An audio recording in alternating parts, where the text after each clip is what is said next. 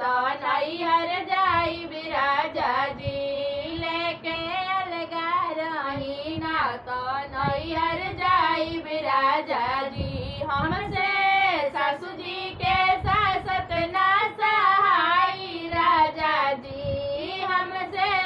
सासू जी के सासत ना सहाई राजा जी लेके अलगा रही ना तो नैहर जाई राजा जी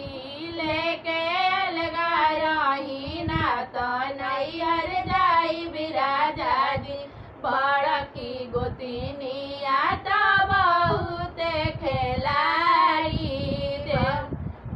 बड़ा की गोतिनिया तो बहुत खिलाड़ी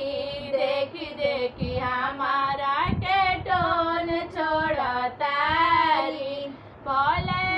नून रोटी खाए रोई जाई राजा जी बोले नून रोटी खा के रोई जाई राजा जी लेके अलगा रही ना तो नैहर जाई